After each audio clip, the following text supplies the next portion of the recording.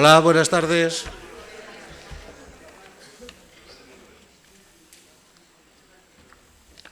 Bueno, pues vamos a empezar esta segunda tanda de charlas y ya última de San Francisco de Asís, 800 años después.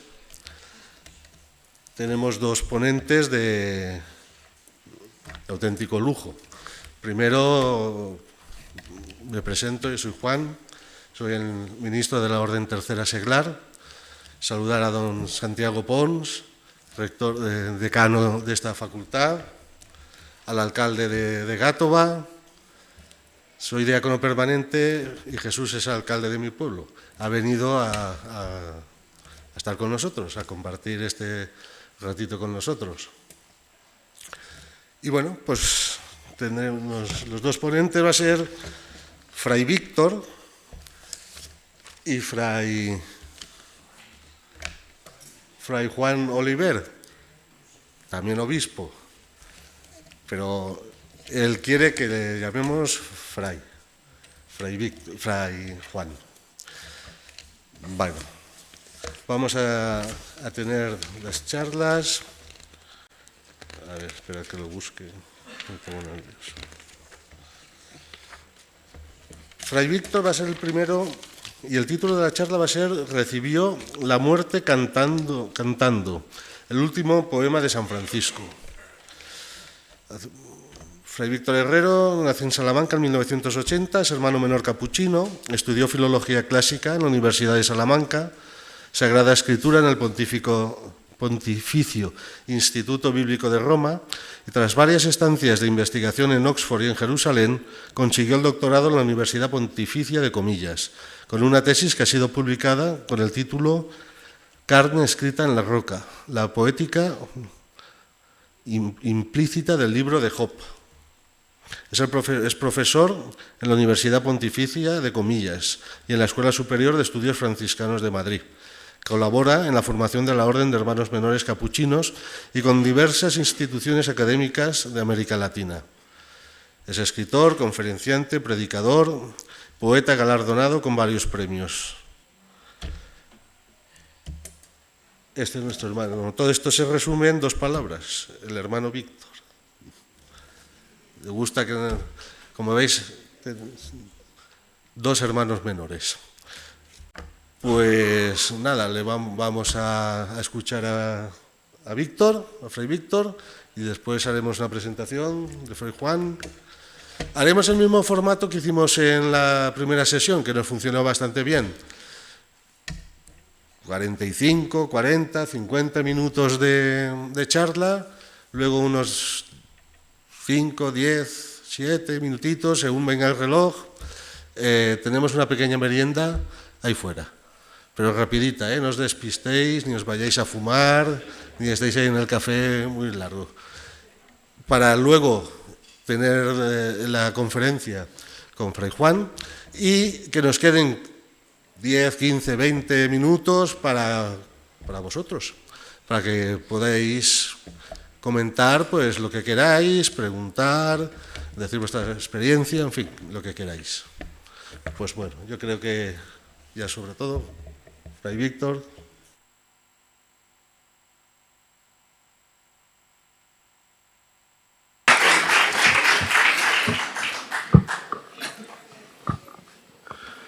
Paz y bien a todos.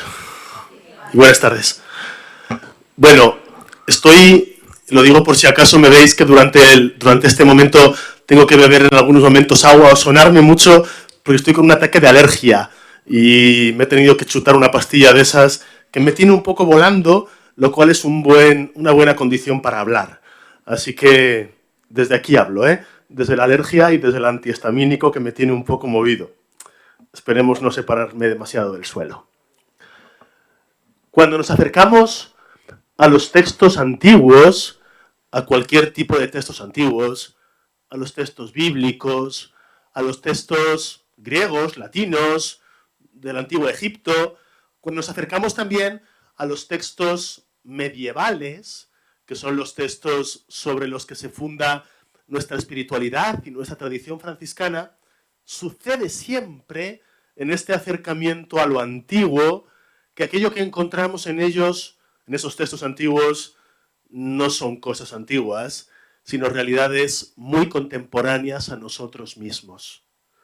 Un poeta de nuestros días, que falleció no hace demasiado tiempo, que se llama...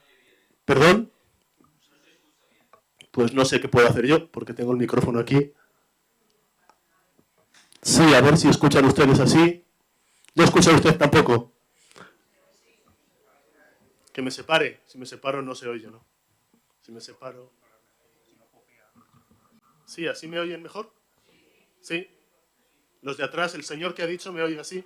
Gracias. Pues así estamos ya situados. Gracias. Bueno, pues les decía, ¿verdad?, que cuando nos acercamos a los textos antiguos encontramos no restos del pasado, sino realidades que nos ayudan a comprender y a situarnos y a vivir mejor el presente. Y eso pasa con todos los textos antiguos, cuando son verdaderos, y también, precisamente porque son verdaderos, con los textos de la antigua tradición franciscana. Y les decía que un poeta de nuestros días, Pepe Hierro, lo dejó escrito, lo cifró de manera perfecta. Pepe Hierro decía que la poesía, él lo dice así, ¿verdad?, la poesía consiste en encontrar palabras antiguas que vienen a sanar heridas de ahora. Algo nos duele, algo sentimos, algo nos falta o algo nos sobra.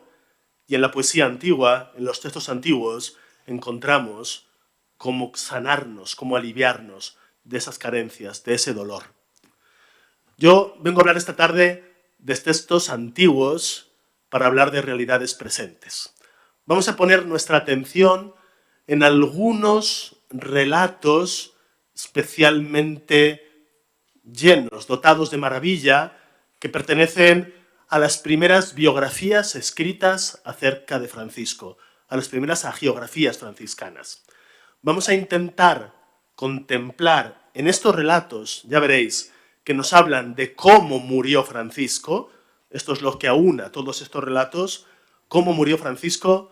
Vamos a encontrar en estos relatos acerca de la muerte de Francisco pistas que nos indican cómo vivir más y mejor nosotros, aquí y ahora, nuestras vidas. Esto es lo que os propongo, contemplar en textos antiguos la muerte de Francisco para descubrir en esos pozos profundos agua que nos ayuda a vivir aquí y ahora nuestra vida. No voy a ser erudito, no voy a hacer presentaciones académicas, voy a intentar ir, como creo que es lo que importa en el lugar en donde estamos, al grano de las cosas, espigar las cosas e ir al grano.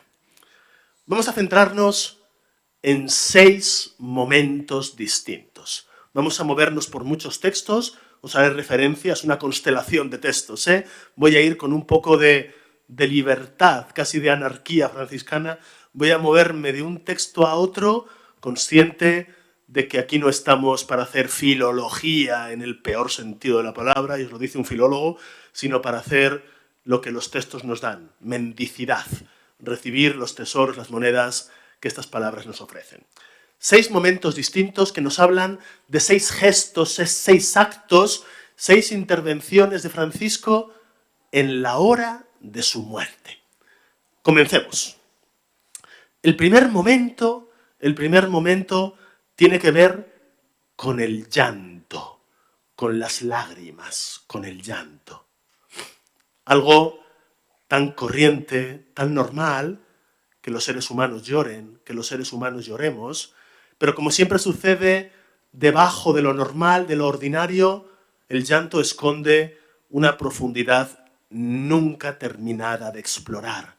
Cuando contemplamos qué es el llanto, cuando contemplamos por qué brotan de nuestro interior las lágrimas, estamos contemplando de otra manera el misterio que cada uno de nosotros somos, el llanto. Cuando Francisco muere, mejor dicho, cuando Francisco está a punto de morir, en esto concuerda Celano, la leyenda mayor de Buenaventura, el espejo de perfección, todos los textos que orbitan en torno a la muerte de Francisco coinciden en que los frailes lloran, están llorando. Y me diréis, bueno, no es nada especial esto, ¿no?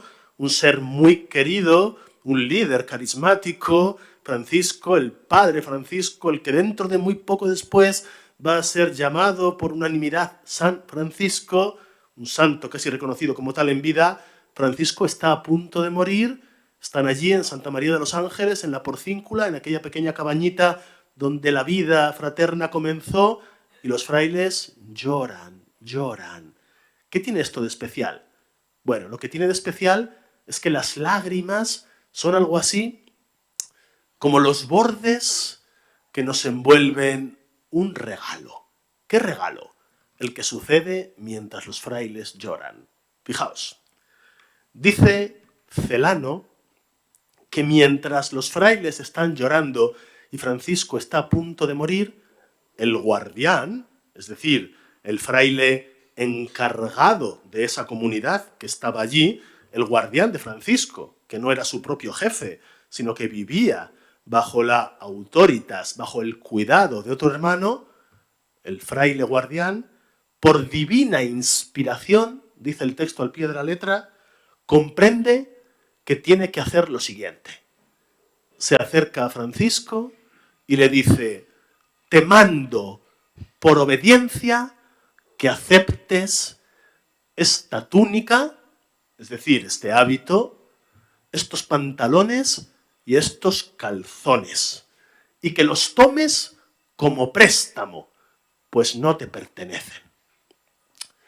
Por divina inspiración, el guardián de Francisco comprende que tiene que acercarse al poverello, al pobre, al que lleva toda la vida renunciando a todo, aquel que cuando se cruzaba con un mendigo por el camino y encontraba en él una vestidura más andrajosa que la propia, se la cambiaba. Al obseso de la pobreza, Francisco de Asís, comprende el guardián que instantes antes de la muerte, mientras los frailes están llorando, tiene que hacerle este mandato.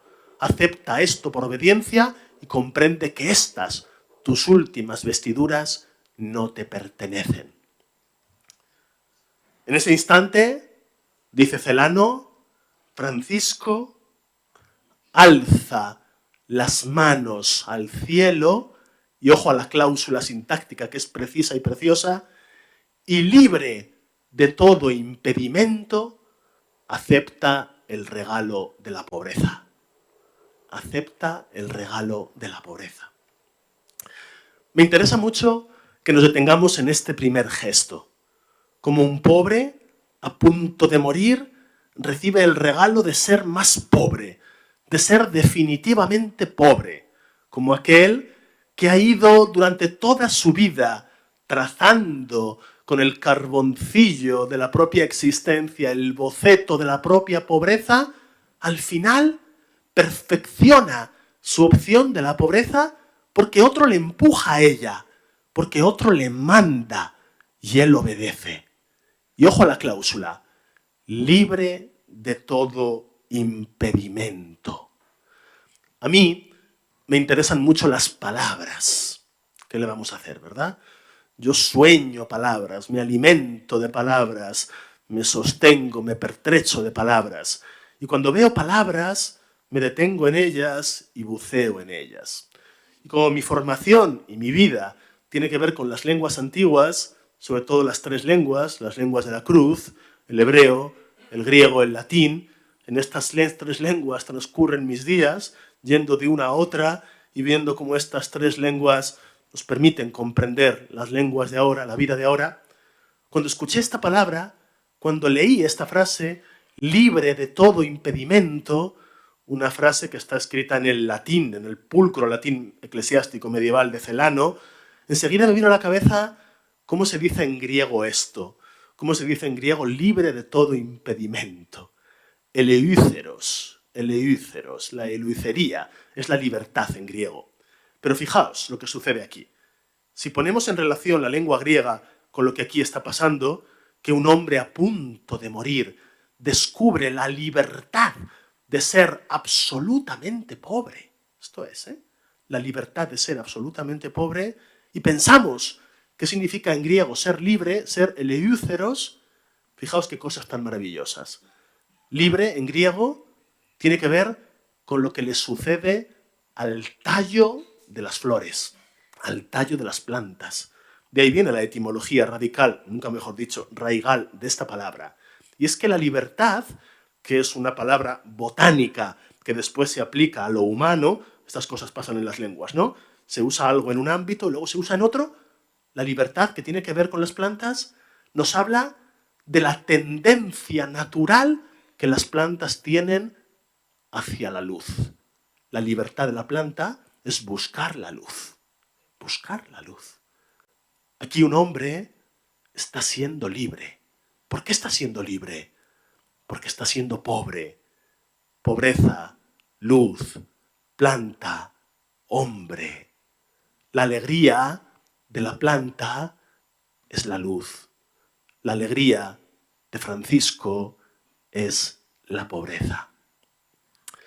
Cuando nos imbuimos en la profundidad que estos textos nos ofrecen, cuando hermanos y hermanas menores, todos los que estamos aquí, abrimos las manos y como el propio Francisco recibimos los dones, los últimos dones que la vida nos da, que tienen que ver, aquí lo vemos en este texto, con estar acompañados en el último momento por ese misterio de amor que se cifra en el llanto de aquello que nos quieren, por ser capaces en el último momento de recibir el cuidado de aquellos que nos han acompañado, por recibir en el último momento, como Francisco, esa última libertad que tiene que ver con la principal característica de lo humano, que es la capacidad de recibirlo todo. ¿Quiénes somos los humanos? Los que recibimos. ¿Quiénes somos los que nos llamamos hombres y mujeres? Los que hemos nacido. ¿Y qué es nacer? Estar infatigablemente recibiendo. En este primer gesto de Francisco, transformar el llanto de los hermanos en la alegría de la recepción de la pobreza, en este primer gesto, en esta primera flecha, en este primer lugar hacia donde nos apunta la brújula, comprendemos que en la muerte de Francisco se nos va a regalar un arte de vivir.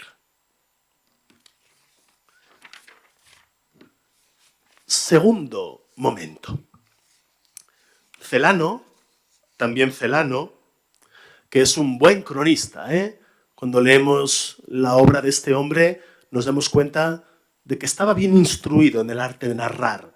Sabía muy bien que la narración, para que tenga éxito, para que llegue, tiene que ser una extraña mezcla entre lo ya dicho y aquello que a través de las palabras de siempre nos está diciendo una cosa que nos damos cuenta de que se nos dice ahora por primera vez. Utilizar la madera con la que están hechos todos los barcos para hacernos llegar, al menos vislumbrar, un puerto donde nuestra nave nunca hasta ahora había atracado. Esto es el arte de la narración. Bien, pues Celano, la primera frase que pone cuando nos cuenta en la vida primera, cuando nos cuenta cómo muere Francisco, es una cita bíblica, lo cual no es raro, ¿verdad? Esta gente vivía de la escritura.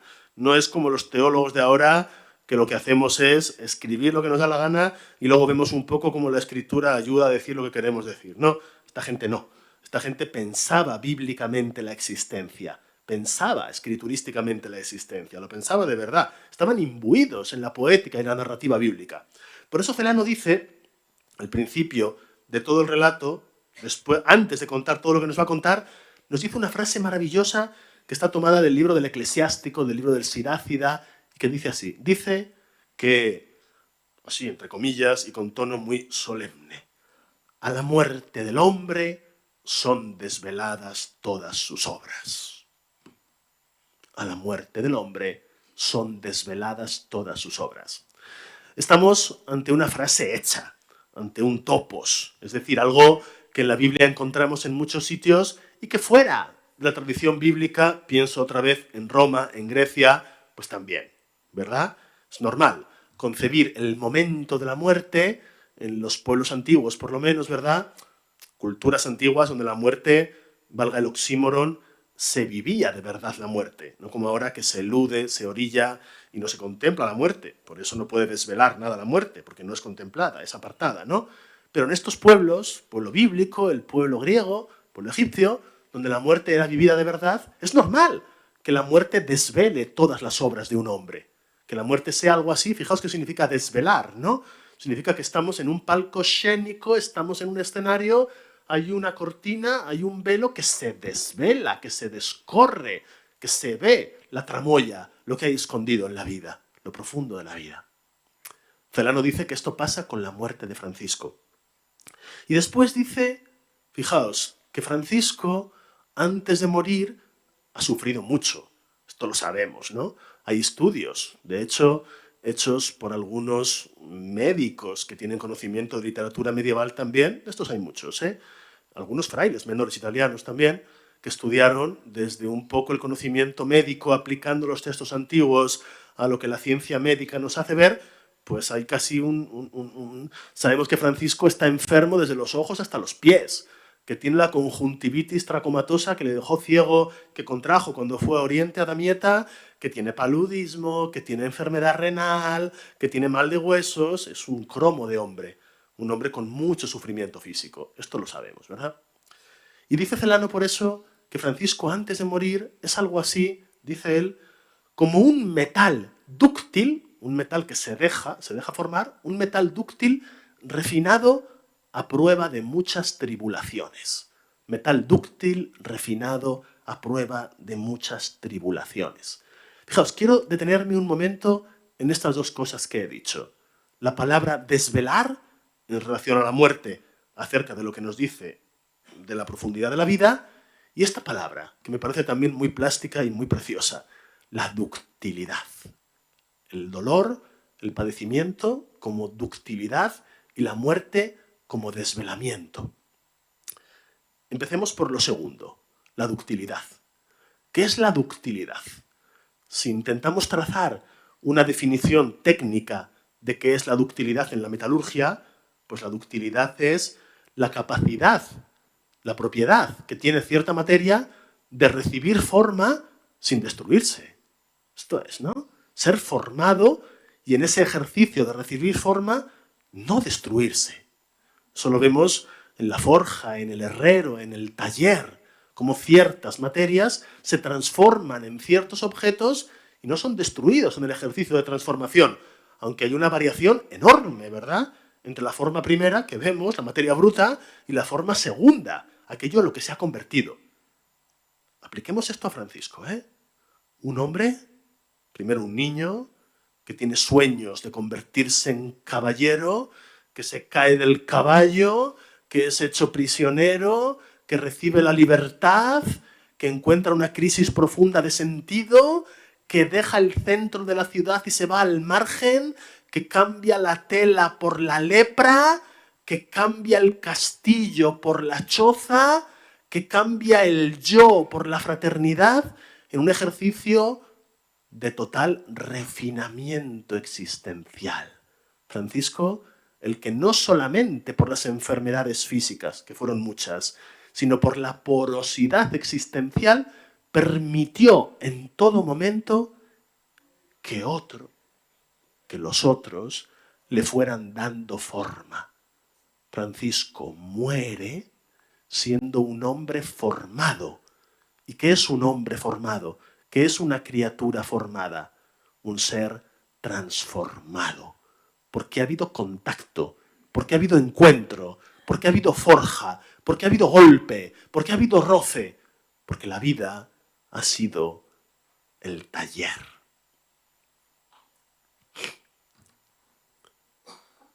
Esto es la ductilidad.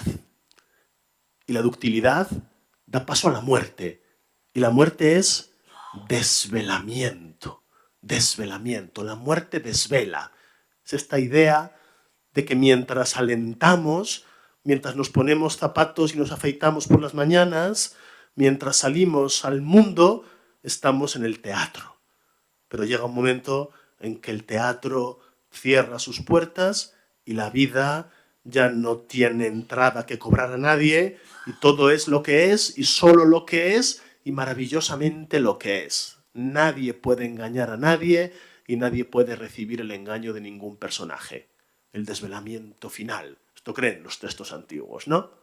Desvelar, en hebreo, Antes he hablado del griego, ahora hago una cita hebrea, un referimiento hebreo.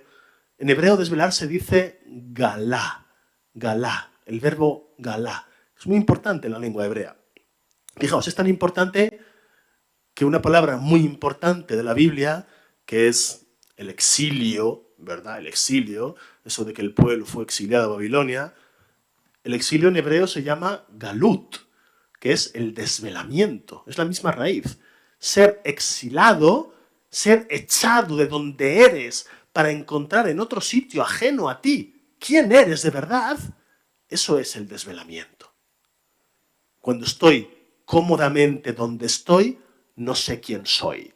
Pero cuando soy desenraizado y me ponen en un sitio ajeno, el desierto, la travesía, la pérdida de la identidad, el templo cae, la bandera cae, todo cae y estoy solo, desnudo, ahora ya sé quién soy. Ahora empiezo a saber quién soy. Por eso la muerte de Francisco, por eso toda muerte, desde el punto de vista existencial, es desvelamiento. Y fijaos, refinamiento, ductilidad, desvelamiento, y tiene que ver con lo siguiente. Una cosa que me parece completamente franciscana. Bastaría que nuestra espiritualidad conservase este gesto y este texto para no olvidar nunca qué es ser franciscanos. Francisco pide morir desnudo sobre la tierra desnuda.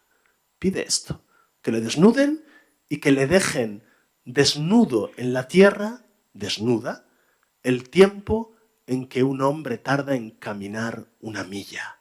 Una milla. Quiere desnudarse, quiere estar desnudo, porque quiere saber quién es. Quiere no engañarse, no engañar, quiere ser visto como quien es. Y quiere morir desnudo.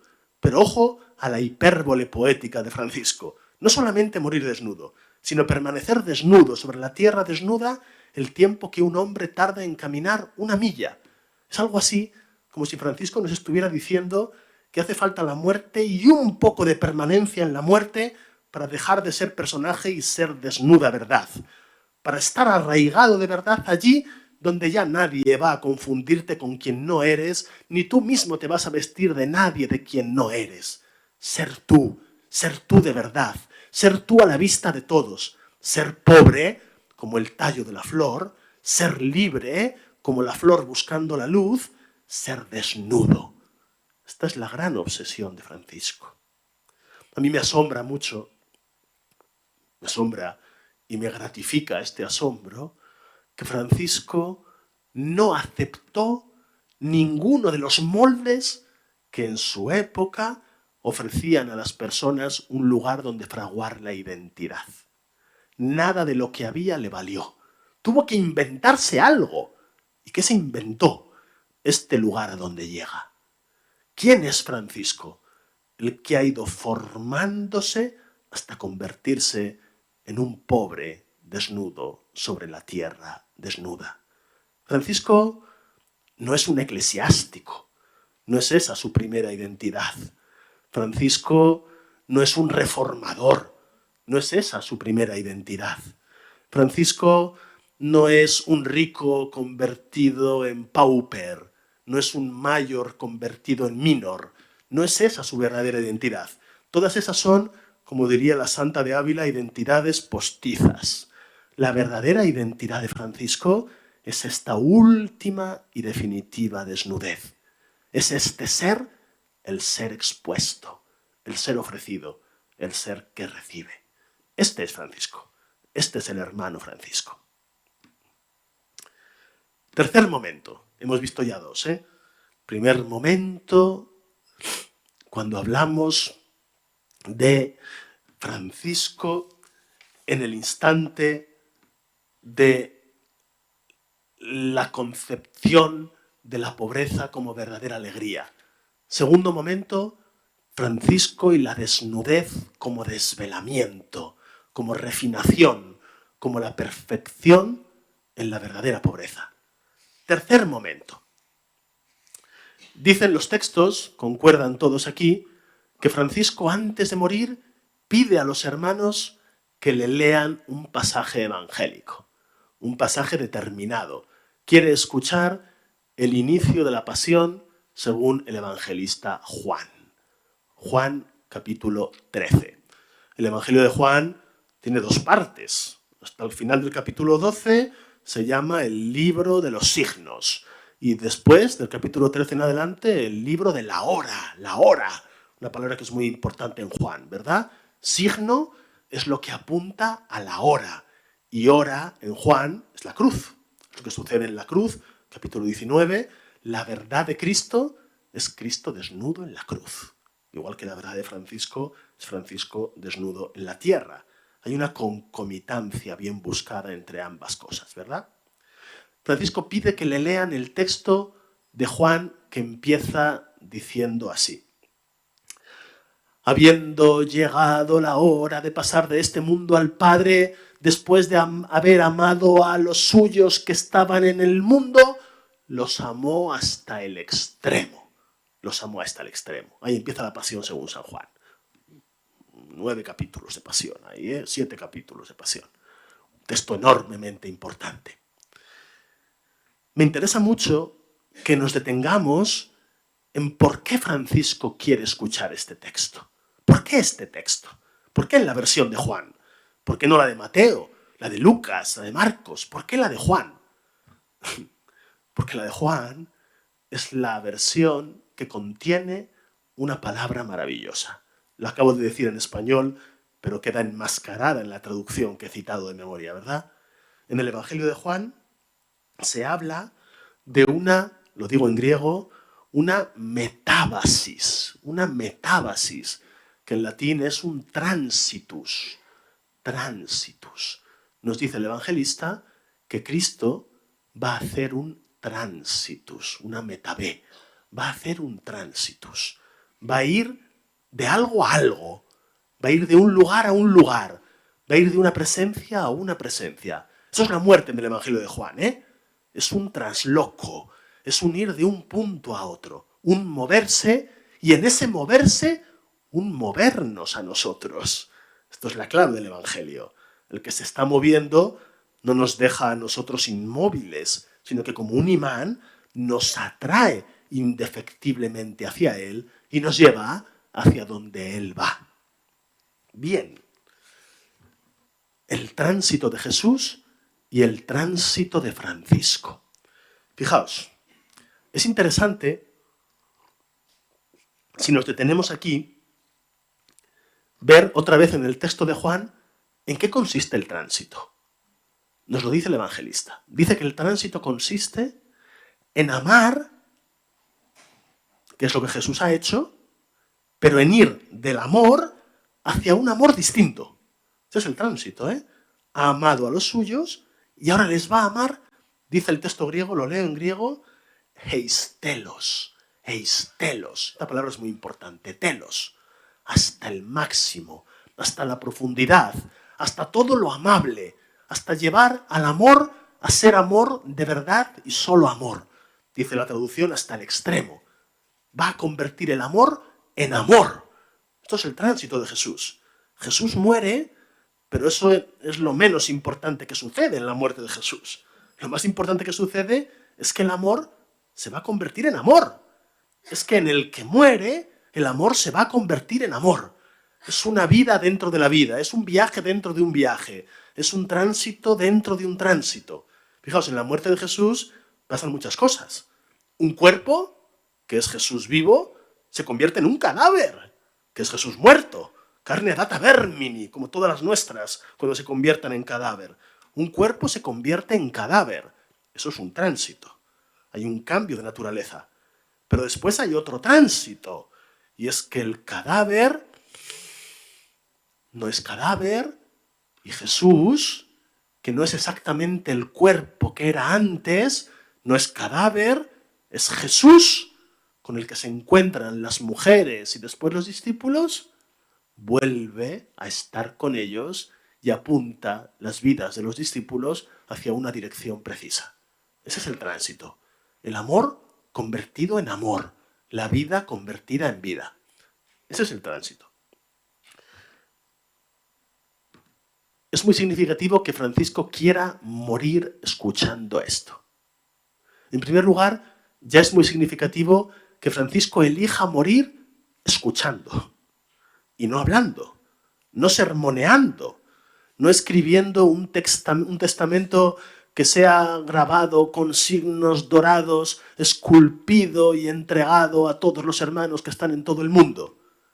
Es muy significativo que el desnudo quiera morir escuchando, que el pobre quiera morir recibiendo. Esto es muy significativo. Morir recibiendo la palabra. Fijaos qué es la palabra. La palabra, toda palabra, y la palabra de Jesús, y Jesús como palabra, es irrupción, es sorpresa, es advenimiento, es aceptación de lo indomesticable, de lo indomesticable. Cuando yo hablo, lo que yo estoy haciendo ahora, lo que yo hago ahora es algo falso. ¿En qué sentido es falso? Estoy domesticando lo que digo. Yo hago una sintaxis, uso cosas para llevaros a vosotros a un lugar donde a mí me interesa que vosotros vayáis. Y esto hacemos en todo discurso, ¿verdad? De hecho, quizás escribimos poesía para que esto deje de ser esto, para intentar que esto no nos domine, para intentar no ser dominados por nuestro afán de dominio. Por eso es mucho mejor recibir que dar, es mucho mejor escuchar que decir, es mucho más perfecto. Por eso Francisco muere recibiendo, aceptando esta irrupción, este advenimiento, esta bestia salvaje e indomesticable del Evangelio. Esta cosa que no se puede poner bajo llaves y que no obedece a aquello que yo quiero que sea. Recibir en el último momento, ojo a esto, aquello que en el último momento me puede provocar un viraje existencial definitivo. Francisco no muere escuchando aquello que ya sabe lo que es.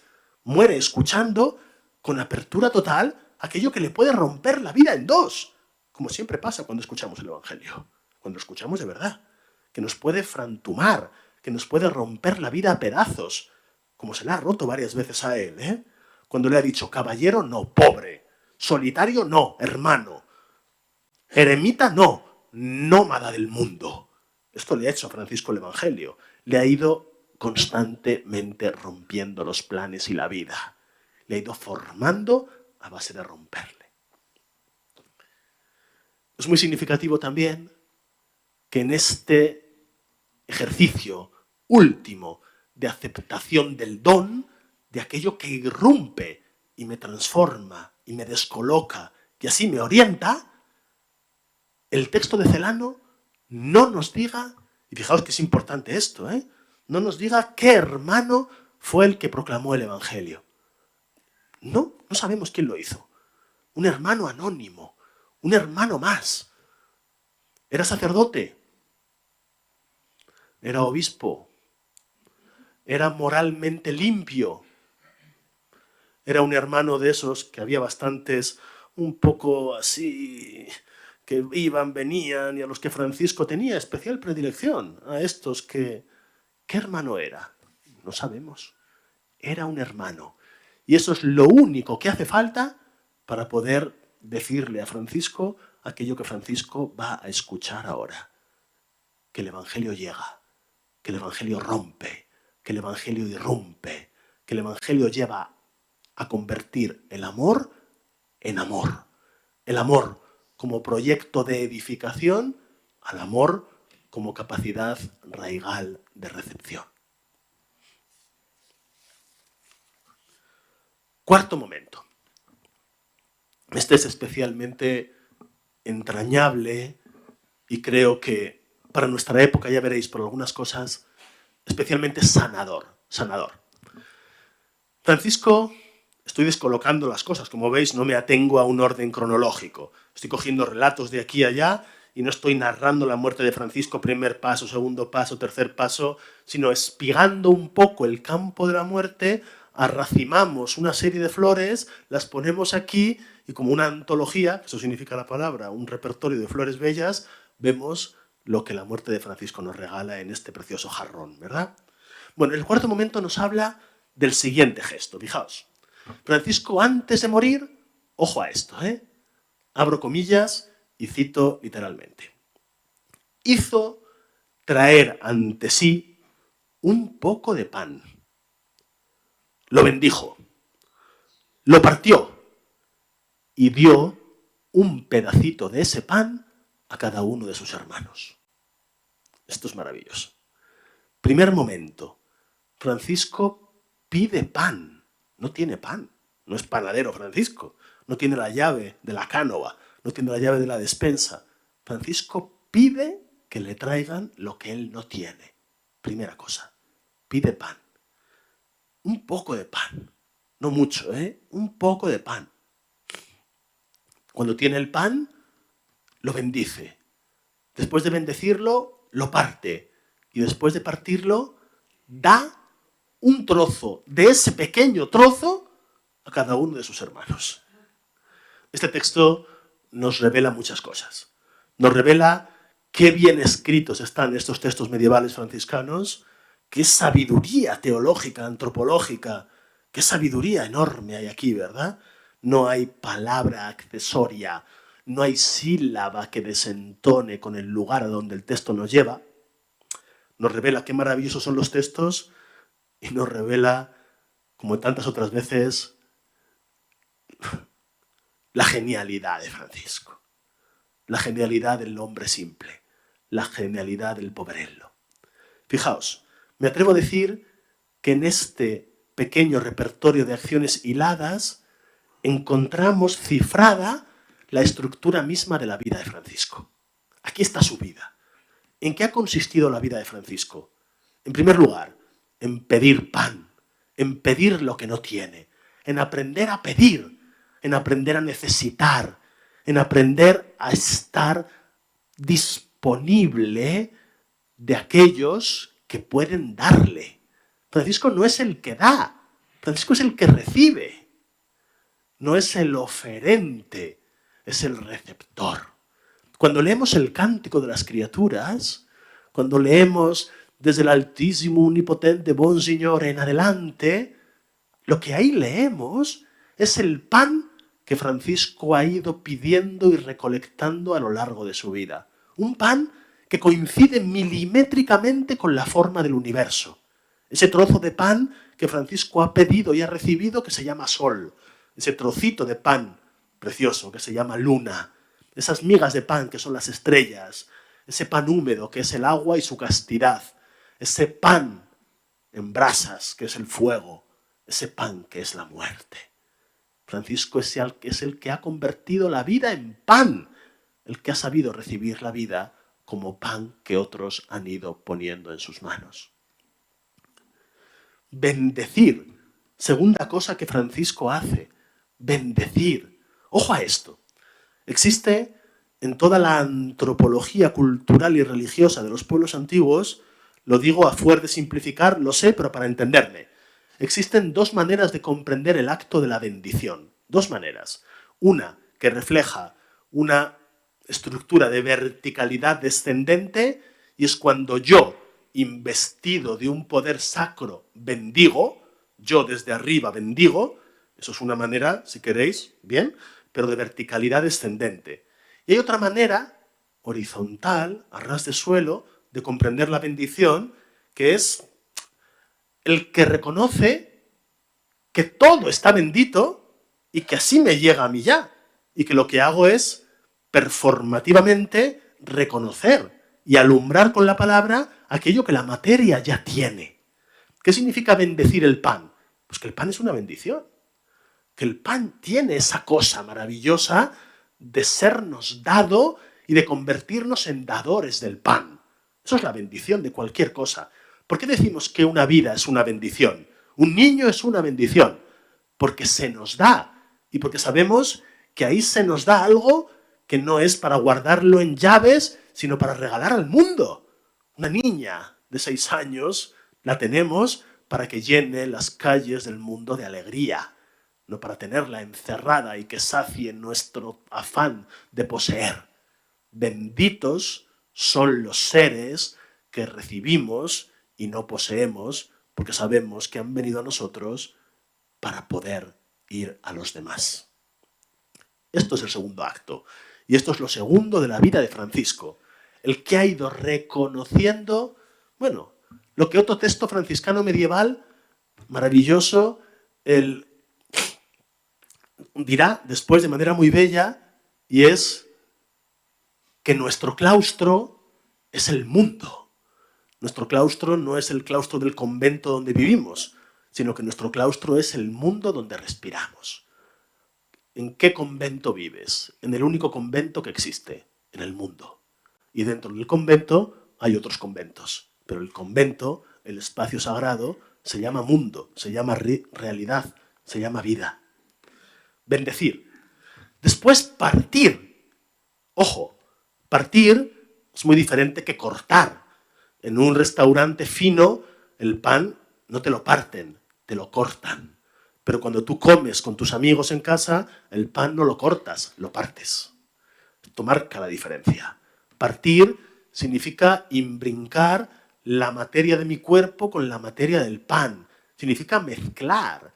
Significa que se pierden cosas, que al partir caen migas, algo queda dado, algo queda desperdiciado que no es desperdicio, se lo comerán los pájaros, se lo comerá quien sea. Eso es partir. Y luego significa también que al partir con las manos no hay simetría, no puede haberlo. No hay geometría. Yo parto y no mido si este milímetro rebasa el milímetro de la parte anterior. Partir significa el maravilloso desorden de las cosas. Eso es partir. Reconocer el maravilloso desorden de las cosas. Eso hace Francisco con el pan, porque eso ha hecho Francisco con la vida. Partirla. No cortarla como un geómetra, no administrarla. El otro día una amiga que es poeta me pasó un poemilla que había escrito y era una versión del Padre Nuestro en la que decía, en el lugar correspondiente decía, libéranos, no nos dejes caer en nuestras agendas. Le pedía a Dios, que es la traducción más actual a nuestros pecados. Claro que sí, hoy nuestros pecados son nuestras agendas. ¿Cuándo peca hoy el ser humano contemporáneo? Cuando obedece a su agenda, cuando parte, no cuando parte, sino cuando corta la vida, cuando no toca con las manos el pan de la vida. Francisco ha aprendido a desagendarse, ha aprendido a vivir expuesto, pobre, libre, refinado por esta libertad. Parte. Y después, ojo al último gesto, da un trozo a cada uno de los hermanos. No de manera indiferenciada, no, como decía Borges, el indiferente gesto de la caridad cristiana que deja caer sobre la mano del pobre la moneda de oro. No eso, sino un trozo a cada uno de los hermanos, mirando a los ojos, encontrándose con cada uno de ellos. Esto ha sido la vida de Francisco, ¿eh? No dar lo mismo a todos, sino darse del todo a cada uno de la manera en que cada uno podía, debía, quería recibirle en ese instante. Este es, me parece a mí, el propósito de una vida franciscana. Huir de la simetría, huir de la agenda, huir de la sacralidad descendente y reconocer la maravillosa capacidad de reconocer, recibir y partir y repartir la materia sagrada de la vida. Quinto gesto. Me da tiempo a acabar en hora, ¿eh? Estamos bien. El quinto gesto tiene que ver también con la comida, como no. Y esto es muy significativo. Por cierto, volviendo al gesto anterior, es muy significativo que un moribundo como Francisco, un agonizante, muera nutriendo a los demás. Cuando morimos recibiendo sueros, morimos siendo alimentados, morimos recibiendo agua en nuestros labios. Esa es la forma estructural de la muerte. Y así murió Francisco también, ¿eh? La muerte de Francisco no es diferente a cada una de nuestras muertes. Pero esta es la maravilla de estos textos. Lo que el texto nos quiere decir es que en esa muerte del que recibe hay una dación para el que da también.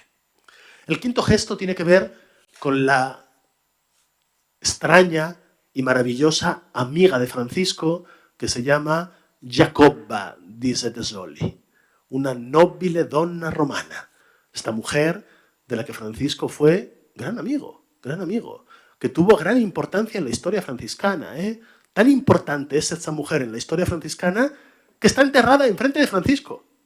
Cuando vamos, ¿verdad?, a la Basílica de Asís, descendemos a la cripta, al fondo vemos la tumba de Francisco y alrededor los primeros hermanos, ahí está, León, Rufino, Maceo, ahí están los hermanos, pero enfrente, en otro sarcófago, descansa Jacoba. 2 de sus hijos se hicieron frailes, y ahí están también. Una mujer muy querida por Francisco, muy rica. Francisco fue amigo de hombres y de mujeres muy ricos, del conde Orlando, que le regaló la Berna, ¿verdad?, que le regaló el monte. Y Francisco dijo, sí, esto lo quiero tener. ¿Por qué? Porque yo soy el dueño del universo. ¿Cómo no ser dueño de este pequeño lugar? Lo que es mezquino es poseer una cosa pequeña, pero poseer el universo, eso sí, claro que sí. Eso es maravillosamente franciscano también. Jacoba fue una gran amiga de Francisco. Y cuando está a punto de morir, Francisco pide a los hermanos que escriban una carta a Jacoba y que le digan, Francisco va a morir y quiere que le traigas esos dulces tuyos que tantas veces le diste a comer en Roma, los mostacholi, se venden en Roma todavía, los mostacholi romanos, esos dulces, y tráele también un trozo de tela morada para su sepulcro, no para el sepulcro, sino para la vestidura de muerto, ¿verdad? Para vestirle como muerto. Fijaos, una escritora de nuestros días, muy franciscana en muchas cosas, Marguerite de Yourcenar, lo dijo muy bien. Ella dice una frase que yo cuando comprendí, cuando la escuché y cuando la he ido después comprendiendo con los años, cada vez que la digo y la pienso más me emociona. Esta mujer dijo lo siguiente, dijo, Dios me ha amado a través de mis amigos. Dios me ha amado a través de mis amigos. Esto está haciendo aquí Francisco. Está pidiéndole a Dios una porción de amor bien concreta, un dulce y un trozo de tela, que es lo que los amigos nos dan, ¿no? Lo que les pedimos a los amigos. A los amigos no les pedimos abstracciones, a los amigos no les pedimos amistad. Yo a un amigo no le pido amistad, le pido comer con él, le pido hablar, le pido un libro, le pido un paseo, le pido algo concreto, que es lo que Francisco pide y lo que Dios, a través de la amiga, da. Un trozo de tela para embalsamarlo y los mostacholi. Fijaos qué maravilla. Esto es Francisco, Antes de morir, pide algo que tiene que ver con la muerte, el trozo de tela para que cubra el cuerpo, después de ese tiempo desnudo sobre la tierra desnuda, ser envuelto por esa tela de la amiga, pero antes de la tela el dulce, la vida, lo que Spinoza llama el conatus essendi, las ganas de ser, las ganas de vivir.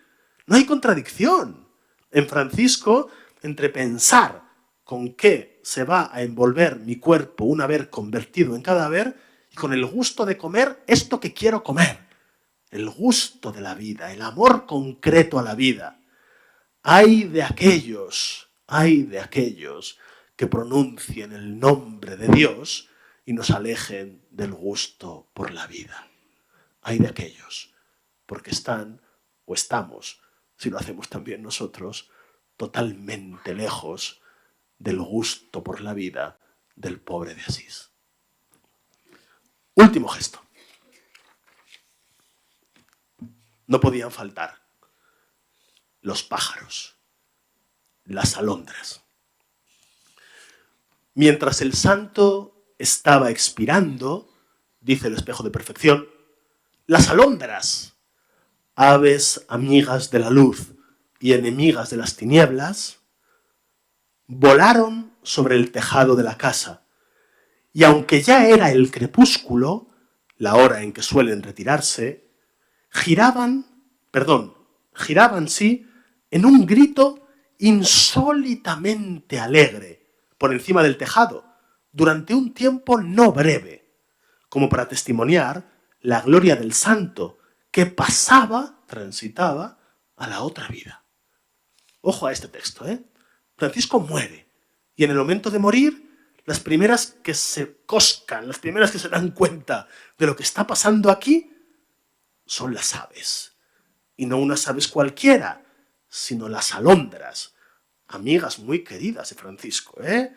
En el bestiario franciscano, las alondras ocupan muchas páginas, ¿eh? Aparecen en muchos lugares estas criaturas a las que Francisco amó con delectación infantil, con las que disfrutó, con las que tuvo una relación afectiva concreta.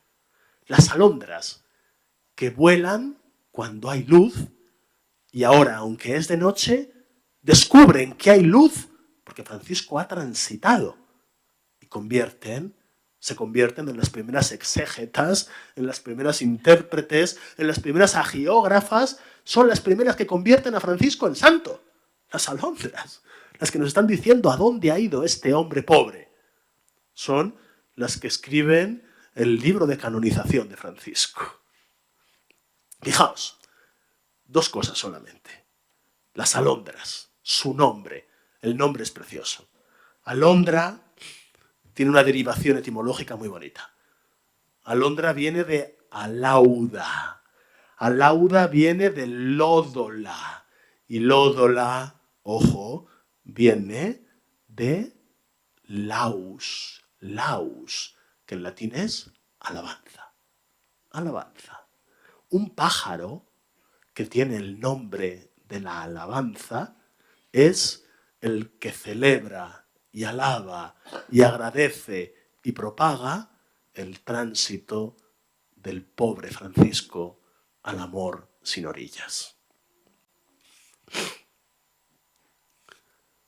Cum insólita letizia, con alegría nunca vista hasta entonces.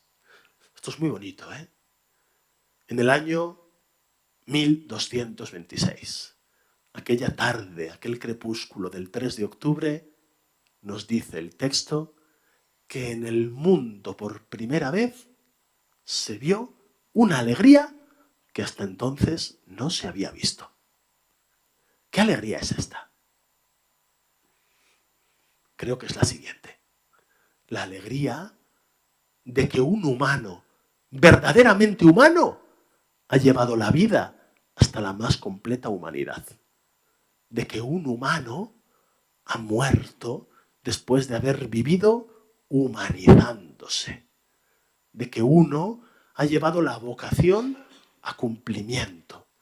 Es como si dijéramos, a riesgo de exagerar, seguramente exagerando, pero no importa porque esta tarde de mayo nos lo permite, que cuando Francisco muere, Francisco, el alter Christus, el que descubrió en Jesús en qué consiste ser humano de verdad, ha llevado ese descubrimiento a verdadero cumplimiento y por fin un ser humano ha vivido por fin y del todo como tal. Esta es la muerte de Francisco. Como veis, no es la descripción de un evento fúnebre, sino la contemplación profunda de una profunda y verdadera humanidad. Paz y bien, y gracias por la escucha y la paciencia.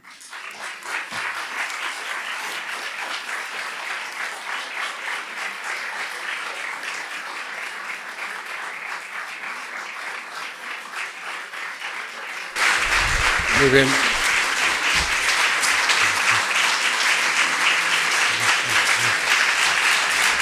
Sin más presentación, Juan Oliver, que ya todos lo conocemos, lo conocéis y bueno, no le vamos a quitar tiempo, que ya va la cosa justita. Bueno, pues primero que están probando la voz, están probando a ver si se oye o no se oye. Pues gracias por la presentación, por todas las palabras.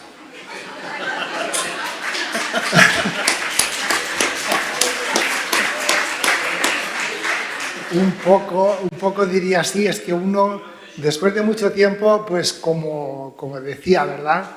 Como decíamos ayer, yo también estudié aquí, en el seminario, hace muchos años, pero también estudié aquí. Y bueno, pues es una gracia haber recibido pues, esta invitación a participar en este acto pues, aquí en la Universidad Católica, en la Facultad de Teología. Muchísimas gracias.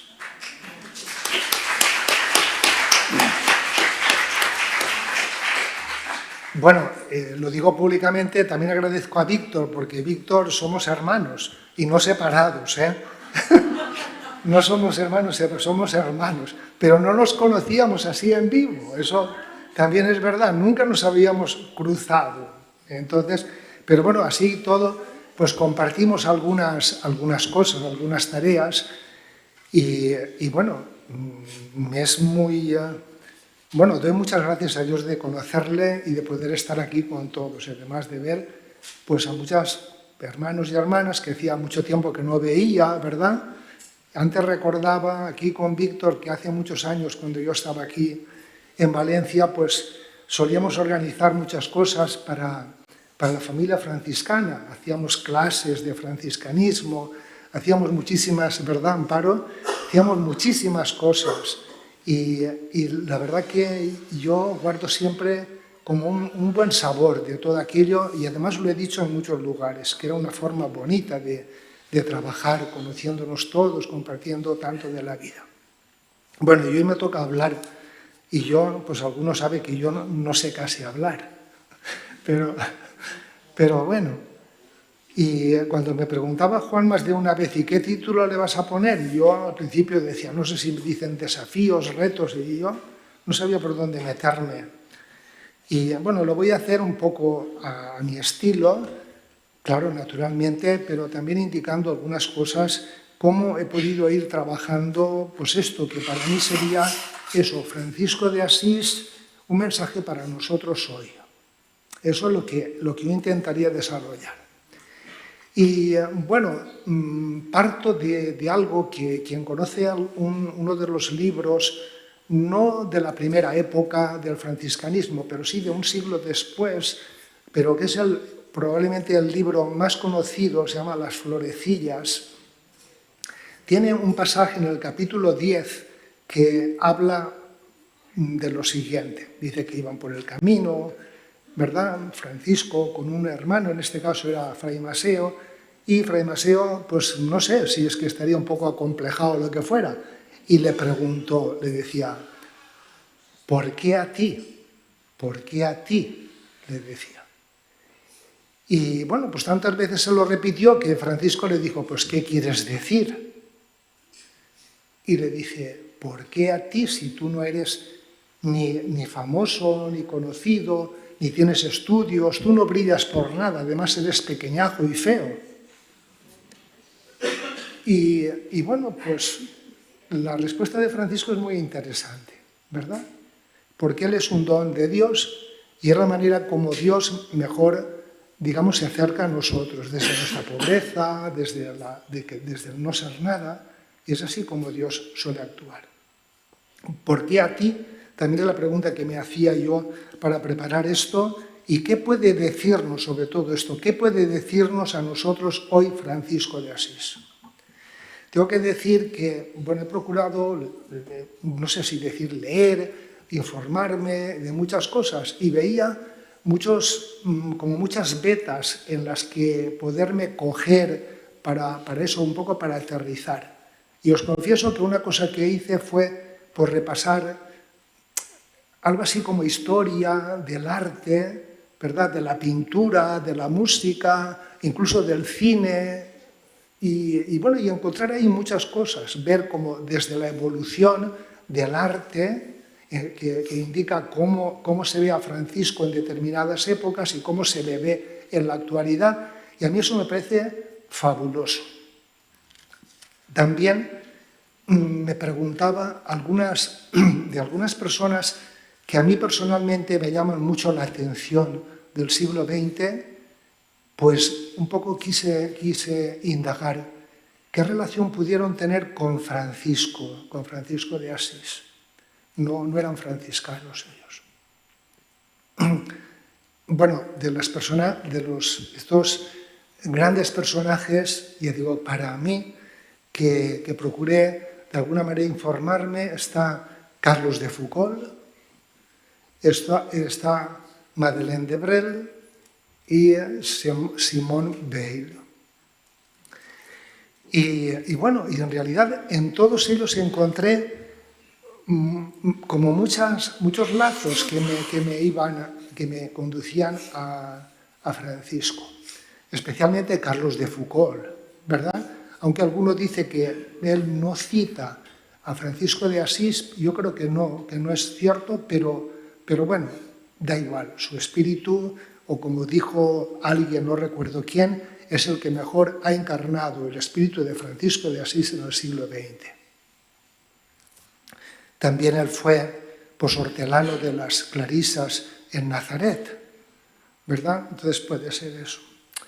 Bueno, voy a comenzar un poco como voy a hacer, un poco esquemáticamente, algunas peculiaridades, rasgos de San Francisco y de la espiritualidad franciscana, y diciendo pues algunas reflexiones, algunas preguntas para que nos las hagamos y si acaso después, si hay un tiempito, pues podemos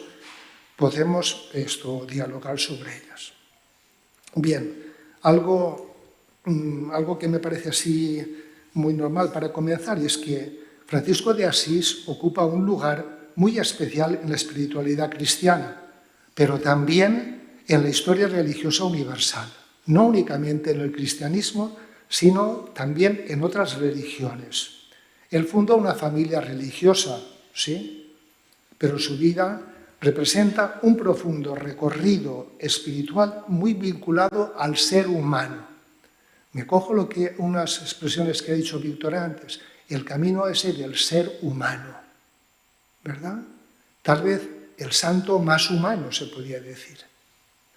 Bueno, el espíritu de Francisco, su espiritualidad, no se reduce a una doctrina, no es un conjunto de normas, de prácticas, de tradiciones, es sobre todo una forma de vivir el Evangelio con radicalidad, con simplicidad y confianza, con alegría y paz de corazón.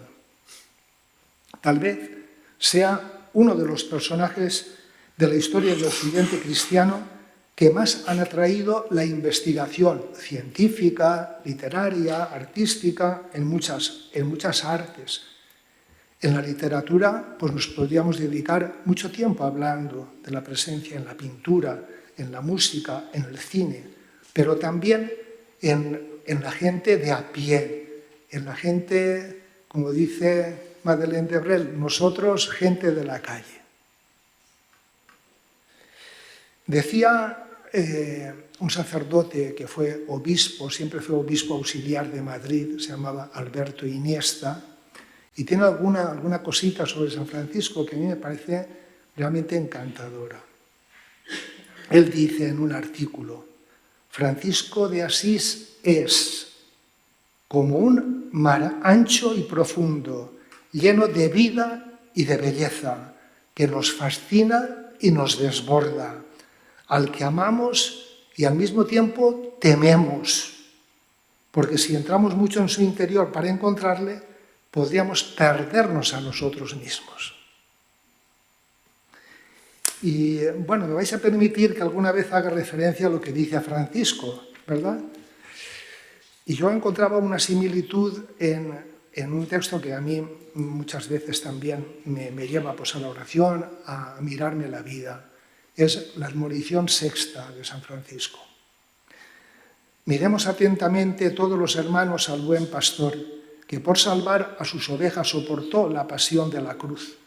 Las ovejas del Señor lo siguieron en la tribulación y en la persecución, en la vergüenza y en el hambre, en la debilidad y en la tentación, y en todo lo demás, y por ello recibieron del Señor la vida eterna. Por eso es grandemente vergonzoso para nosotros, los siervos de Dios, que los santos hicieron las obras y nosotros, con referirlas y predicarlas, queremos recibir gloria y honor. Encuentro un poco así de parecido a lo que dice Iniesta y confieso que personalmente a mí me llega muy, muy en lo profundo estas palabras de Francisco. En la Iglesia, en la historia de la Iglesia, Francisco de Asís fue y sigue siendo un testigo vivo del Evangelio. Tal vez por eso siempre pues, ha suscitado, ha despertado atracción, una atracción que fascina. Puede ser que porque despierta esos deseos profundos de lo que quisiéramos nosotros ser y vivir. Y a la vez suscita temor, porque como que nos hace adoptar, vemos las diferencias tan grandes entre nosotros y Él, y porque a veces adoptamos posturas defensivas ante Él, sí, pero, o a veces también, digamos que domesticamos, ¿verdad? Le ponemos unos ropajes que no son los mejores. En este año 2026 se cumplen 800 años de la muerte de San Francisco, ocurrida un 3 de octubre del año 1226 en la Porciúncula. No estamos ante una simple efemérides histórica, sino ante la oportunidad de preguntarnos por qué la vida de un hombre del siglo XIII sigue interpelando al mundo contemporáneo. Bueno, no va a dar tiempo, pero hay una línea que yo he también seguido para poder preparar esto ha sido repasar los dos últimos papas. Bueno, el último Papa Francisco y el Papa León. No he ido más allá. Y de verdad que he encontrado pues, muchos datos muy interesantes, sobre todo del Papa Francisco, pero también del Papa León. Y a mí me ha servido un poco para buscar cómo aterrizar, cómo decir, porque ellos nos señalan algunos de esos interrogantes o desafíos del mundo nuestro y también de nuestra Iglesia, y cómo ellos han encontrado, ellos me refiero a Francisco y a León XIV, en Francisco pues como una inspiración, y nos lo hacen cercano, accesible. Este jubileo es un momento de gracia, y así los ministros generales de la familia franciscana nos dicen lo siguiente: celebrar el 800 aniversario de la Pascua de Francisco de Asís es una invitación a contemplar nuestra historia personal y la de nuestra familia franciscana con una mirada de fe que sepa percibir la presencia y la acción divina en todo, incluso en las situaciones difíciles y dramáticas que hemos vivido o que nos toca vivir en el tiempo presente. Es una oportunidad para dar gracias a Dios por todos los dones que nos ha concedido, en particular por el don de Francisco de Asís y su experiencia evangélica, que se ha convertido en un carisma articulado en varios matices de seguimiento y apostolado, que todavía hoy tiene la fuerza de interpelar a mujeres y a hombres de todas las culturas, fuera y dentro de la Iglesia Católica. Estas son palabras de los ministros generales. Es decir, es una gracia y es una oportunidad poder mirar y admirar la obra que Dios realizó en Francisco de Asís, pero para preguntarnos nosotros, ¿qué espera, qué desea Dios realizar en nosotros hoy? Por una parte, agradecemos lo que Dios hizo en él y por otra, acogemos la invitación a abrirnos para que el Señor siga realizando su sueño en nosotros, en nuestro mundo. Este momento de gracia, para quienes queremos seguir las sendas que Él fue abriendo, lo es además porque podemos y debemos profundizar en su carisma a fin de seguir más fielmente las huellas de Jesús, con nuevo ánimo, con una mirada nueva, con fidelidad creativa, para seguir viviendo con autenticidad el seguimiento a Jesús en nuestro hoy, con renovado gozo y esfuerzo comprometido. ¿Qué tiene que decirnos hoy un hombre medieval del siglo XIII que renunció a la riqueza de su padre, abrazó a los leprosos, hablaba con los pájaros, con las plantas, a veces pues con estas imágenes que de él se transmiten? La respuesta tiene que ver en parte con las grandes crisis de nuestro tiempo, las desigualdades, los conflictos, la búsqueda de sentido y de plenitud, la crisis ecológica, pero más que nada con todo aquel que viva su existencia de una forma descentrada, solidaria, en búsqueda. Es decir, nos dice si nosotros de alguna manera intentamos vivir con estas actitudes de búsqueda, de apertura de sentido, de desprendimiento y de despojo de uno mismo. Francisco de Asís, brevemente digo, nació en la ciudad de Asís en el año 1181-82, hijo de Pedro Bernardone, que era comerciante y rico, y su madre se llamaba Madonna Pica. Bueno, su juventud, pues estuvo caracterizada por lo que es un joven, lo que era un joven normal de su tiempo, tal vez con la peculiaridad de que él formaba parte de este grupo de gente rica, emergentemente rica, ¿verdad?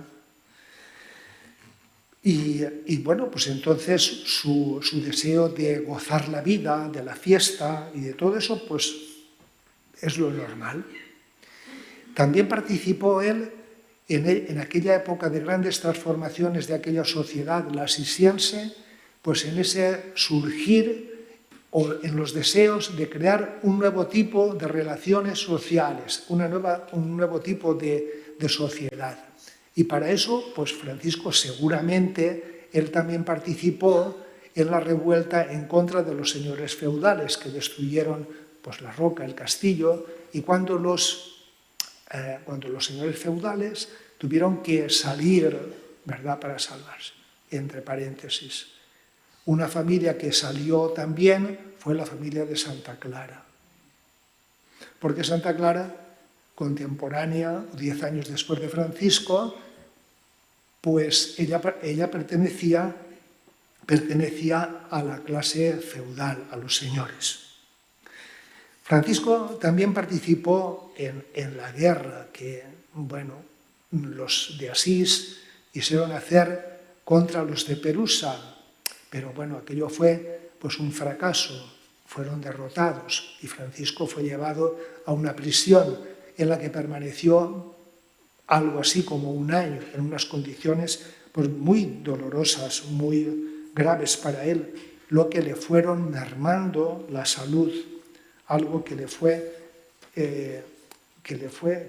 acompañó durante toda su vida. Pero eso, cuando su padre lo liberó, cuando regresó a Asís, comienza un tiempo que nosotros podemos llamar un tiempo de entrar en sí mismo, un tiempo de convertirse, en lugar de estar vertido hacia afuera, verterse hacia adentro. Pero esto no fue un impacto, algo que sucedió en un momento y no más, sobre todo un camino, un proceso muy largo. Él comenzó a transformarse tras diversas experiencias interiores y acontecimientos difíciles, como puede ser la guerra, la derrota, la enfermedad, que le llevaron a replantearse el sentido de su existencia. Unas experiencias que provocaron en él una profunda crisis humana y espiritual. Momentos particularmente especiales en este proceso fueron el encuentro con los pobres y los enfermos, especialmente a los leprosos, a quienes la sociedad marginaba. Francisco descubrió en ellos el rostro de Cristo. Y el segundo encuentro es cuando allí, en una capilla semiderruida, se encontró ante un crucifijo, nosotros llamamos el Cristo de San Damián, y él escuchó que aquel Cristo le decía: Francisco, repara mi iglesia. Y lo primero que él interpretó, fue que tenía que reconstruir las capillas, que eran varias las que había por los alrededores. Después comprendió que se trataba de una renovación más profunda.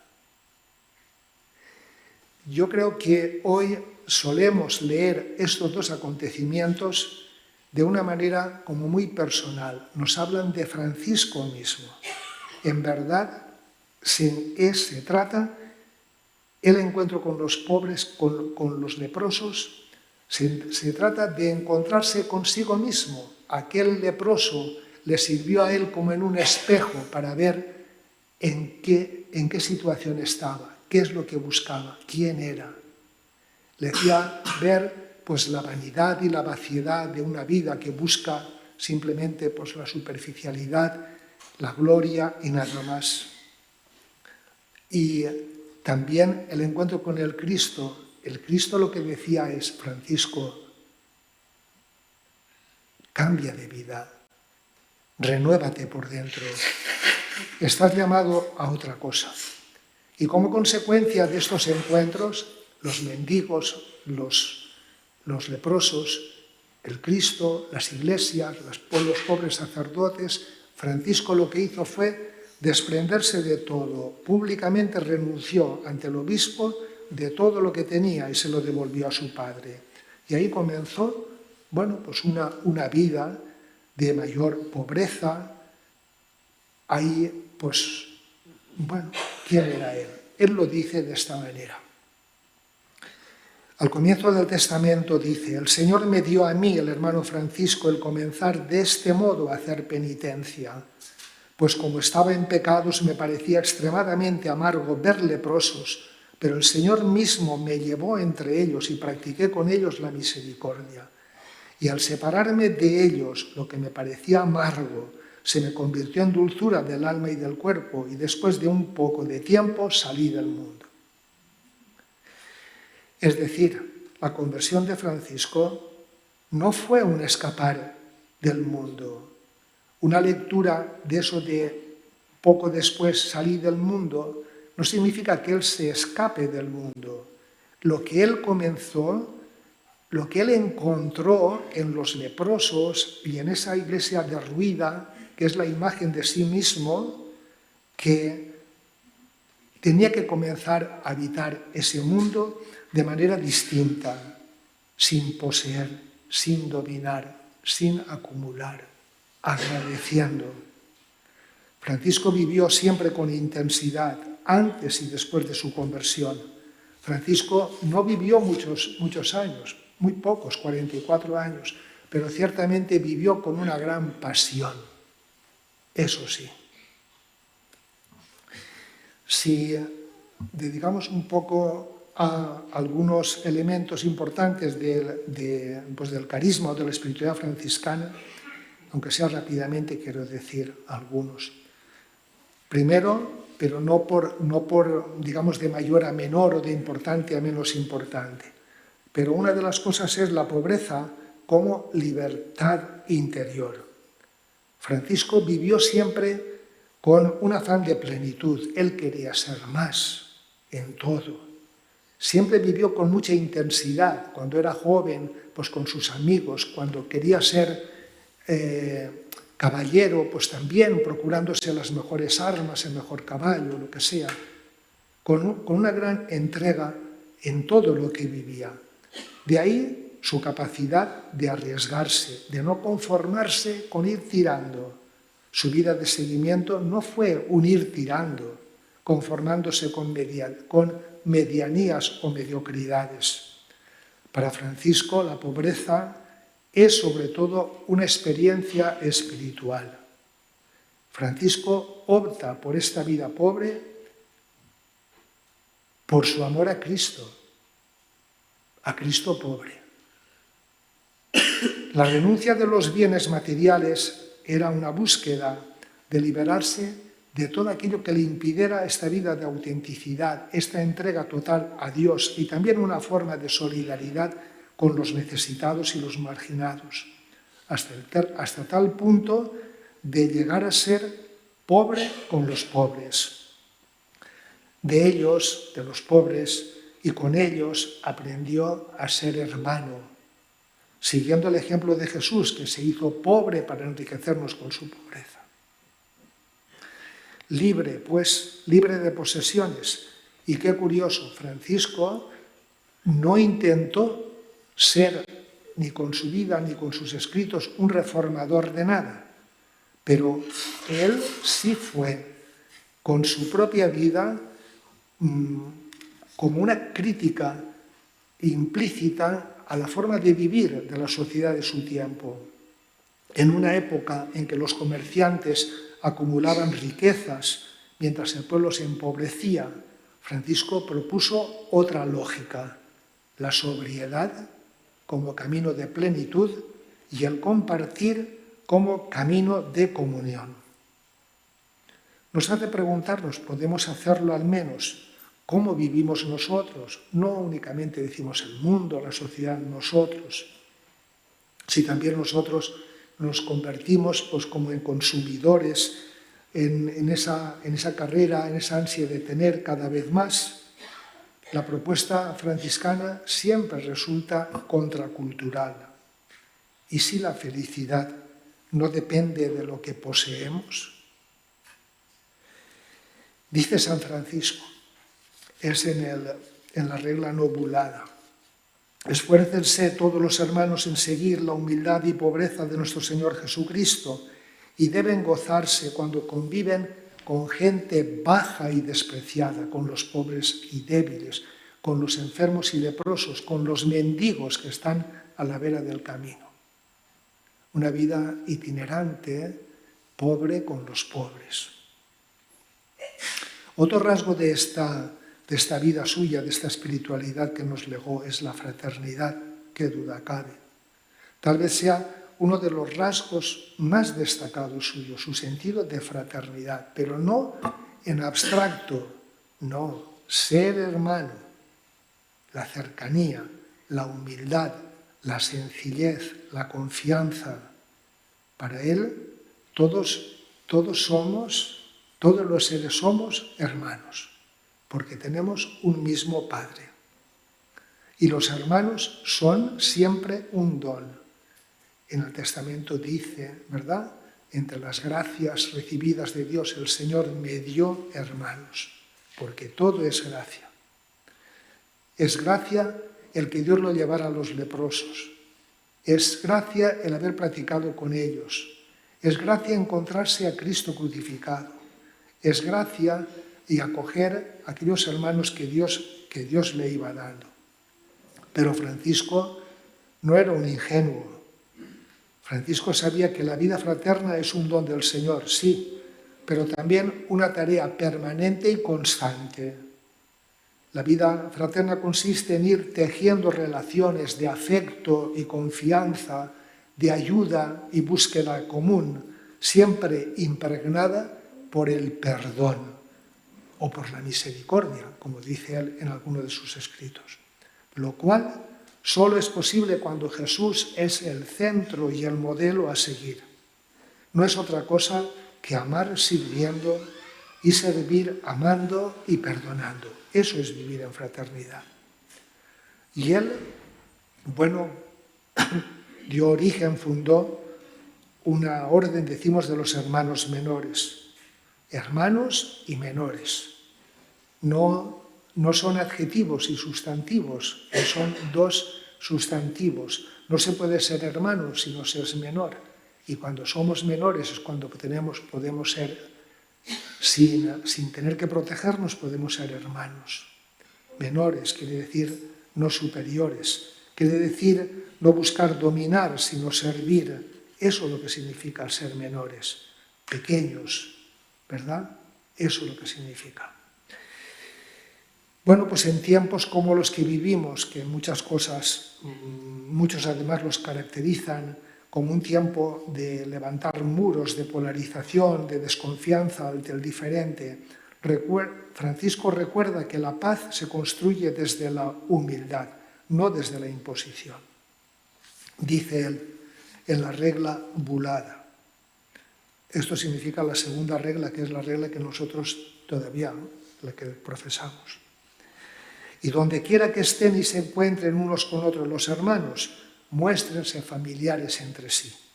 Y con total confianza manifieste el uno al otro su necesidad. Porque si la madre nutre y ama a su hijo carnal, cuánto más amorosamente debe cada uno amar y nutrir a su hermano espiritual. Y si alguno de ellos cayera enfermo, los otros hermanos le deben servir como querrían ellos ser servidos. Otro rasgo de Francisco es este: la paz como misión, la paz como vocación.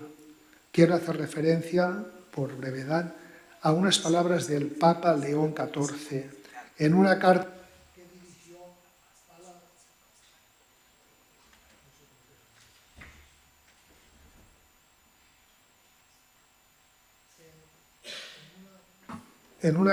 que dirigió a la familia franciscana, ¿verdad? Al comienzo de este año, decía lo siguiente: el mensaje de paz de San Francisco es más necesario que nunca, dice él en concreto. En esta época, marcada por tantas guerras aparentemente interminables, por divisiones internas y sociales que generan desconfianza y miedo, él, Francisco, sigue hablando.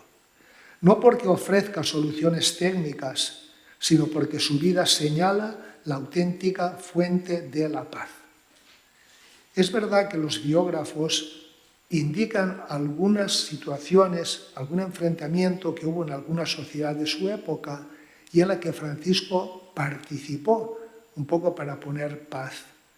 Pues el caso, digamos, como más popular puede ser aquel relato también de las florecillas del lobo de Gubbio, pero también una de las estrofas del cántico de las criaturas habla de eso, que son bienaventurados aquellos que perdonan por tu amor. Francisco, ya tan enfermo, actuó para poner paz entre el obispo y el podestá y el alcalde de la ciudad.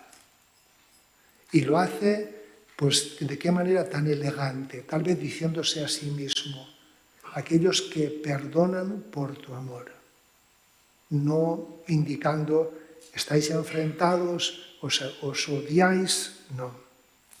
Francisco no fue un pacifista teórico.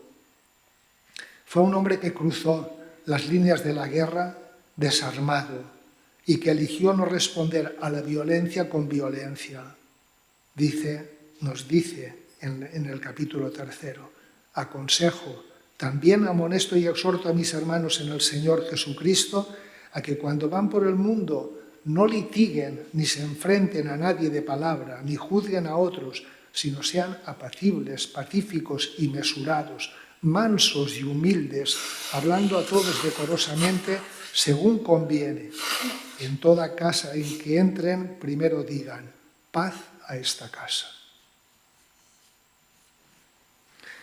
Por supuesto que, podríamos hablar también de eso tan precioso que es la relación de él con todas las criaturas, lo que celebramos el año pasado, en el año del cántico.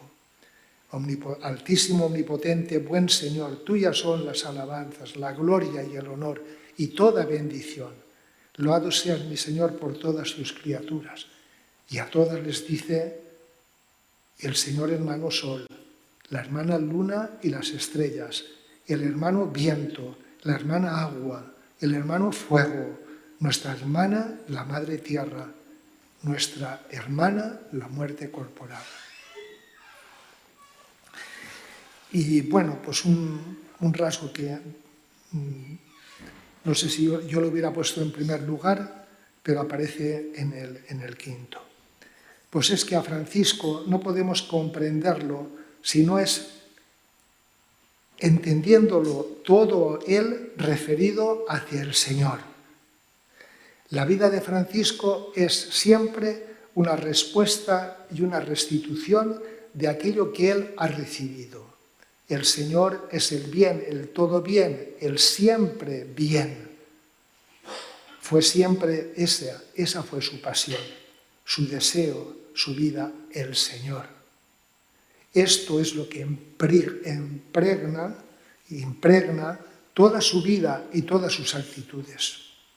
Pero al mismo tiempo resulta imposible entenderlo sin el deseo y el esfuerzo personal de ir llenando de evangelio la propia vida, es decir, dejarse evangelizar, hasta el punto de que el anhelo de que el Espíritu del Señor lo llene todo y explique su existencia es lo que él repetía con más frecuencia, lo que vivía intensamente.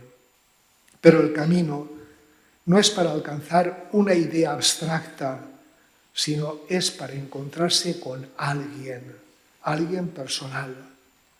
Y para recorrer este camino también es necesaria la oración, el silencio, el abandono. Francisco buscó lo esencial, lo verdadero. Lo hizo por el camino de la sencillez y de la autenticidad. Anheló vivir en profundidad, por eso el radicalismo, buscando las raíces de todo. De igual manera, nosotros, únicamente abriéndonos a ese encuentro con Dios, podemos permitir que la paz llegue a nuestro corazón y que se llene de sentido nuestra existencia. Hoy, nuestro mundo tiene sed de escuchar y de vivir así, en estas claves. También es una necesidad muy sentida en este mundo de lo inmediato, de lo rápido, de lo vertiginoso, entrar dentro del corazón, hacer silencio, escuchar lo que bulle por dentro y escuchar ahí el silencio de Dios, en la hondura, que es donde Él habita. Todos necesitamos detenernos, preguntarnos por lo que y cómo estamos viviendo, cómo nos situamos en la vida, en la sociedad, en la Iglesia, en medio y formando parte de este mundo que avanza vertiginosamente, que es nuestra casa y donde Dios se nos hace presente y vivo. Dice Francisco: pues por esto os envió al mundo entero, para que de palabra y con las obras des testimonio de su voz y hagáis saber a todos que no hay omnipotente sino Él. Tú eres el Santo, Señor Dios único, tú eres el bien, el todo bien, el sumo bien, tú eres, y muchas palabras, muchos sustantivos, muchos adjetivos que no llegan a expresar aquello que Francisco experimenta, lo que es Dios para él. Es omnipotente y misericordioso Salvador. Por eso la vida consiste en esto, dice Francisco. Amemos todos con todo el corazón, con toda el alma, con toda la mente, con toda la fuerza y fortaleza, con todo el entendimiento, con todas las energías, con todo el empeño, con todo el afecto, con todas las entrañas, con todos los deseos y quereres. Si os dais cuenta, no se escapa nada. Amemos al Señor Dios. Sería muy interesante, por ejemplo, hablar también de la alegría, ¿verdad? Porque una de las notas más características de Francisco, porque Francisco fue un hombre alegre, austero, pero alegre, pobre, pero feliz. Francisco fue así. Y si alguna vez tenéis tiempo, os invito a leer un escrito suyo muy interesante que llamamos La verdadera alegría, donde él expresa cómo ha sido su vida y qué es lo que entiende por la verdadera alegría. Y bueno, quiero terminar con unas palabras de Madeleine de Brel primero y después otras de Santa Clara. Primero con la voz gozosa de esta mujer, Madeleine de Brel, que vivió de 1904 a 1964, que supo conjugar admirablemente la contemplación mística y el compromiso activo en los suburbios de Asís. Escribía en una obra suya: nosotros, gente de la calle. Porque si hay personas santas a quienes no gusta bailar, hay otros muchos santos que necesitan hacerlo, pues se sienten dichosos de vivir. Santa Teresa con sus castañuelas, San Juan de la Cruz con un niño Jesús en brazos y San Francisco ante el Papa. Si estuviéramos contentos de ti, Señor, no podríamos resistir a esta necesidad de danzar que desborda el mundo. Pienso que ya estés cansado, Señor, de la gente que habla siempre de servirte con ademán militar, de conocerte con aires de profesor, de alcanzarte con disciplina deportiva, de amarte como se ama en un matrimonio envejecido. Un día que deseabas otra cosa, inventaste a Francisco e hiciste de él vuestro juglar. Y a nosotros nos corresponde dejarnos inventar para ser gentes alegres, que dancen la vida contigo. Estas palabras también resuenan, por ejemplo, a unas palabras que en la leyenda de Pelusa se atribuyen a San Francisco, que dice, después que envía a unos hermanos a cantar el cántico de las criaturas ante el obispo y el podestá, y cuando los manda por el mundo también a cantar este cántico, que son, en efecto, los siervos de Dios, sino unos juglares que deben mover los corazones para encaminarlos a las alegrías del Espíritu. No diréis que no es bonito. Y termino ya con estas palabras de Santa Clara en el inicio de su testamento. En el nombre del Señor, amén. Entre los múltiples dones que hemos recibido y diariamente recibimos del que nos da con esplendidez el Padre de las Misericordias y por los que mayormente debemos dar gracias al mismo Padre glorioso, está el de nuestra vocación. Pues cuanto más perfecta y mayor es, tanto más es lo que le debemos a Él. Por eso dice el apóstol, conoce tu vocación. El Hijo de Dios se ha hecho para nosotras camino, que nos mostró y enseñó de palabra y con el ejemplo nuestro Beatísimo Padre Francisco, verdadero amante e imitador suyo. Amén.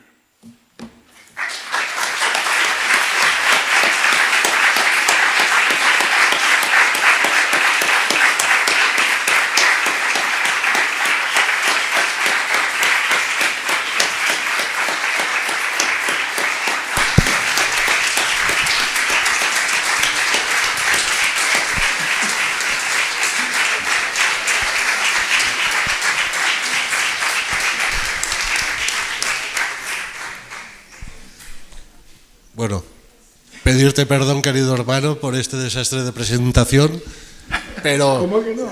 no quería quitarte ni un minuto. Pero que no. De nada. Yo lo hubiera hecho mejor. Yo hubiera dicho que San Francisco, diciendo las palabras de Jesús, decía, y todos vosotros sois hermanos. No más.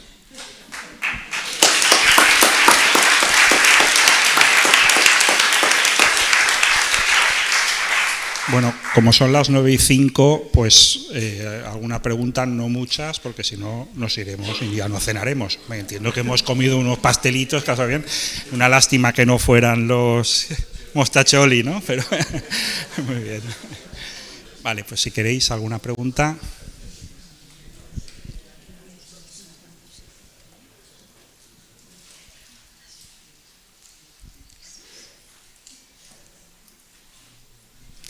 Les ha gustado tanto que no quieren ni preguntaros, ¿eh? Pues nada, muchísimas gracias a todos, gracias a Juan, gracias a Víctor y buenas noches.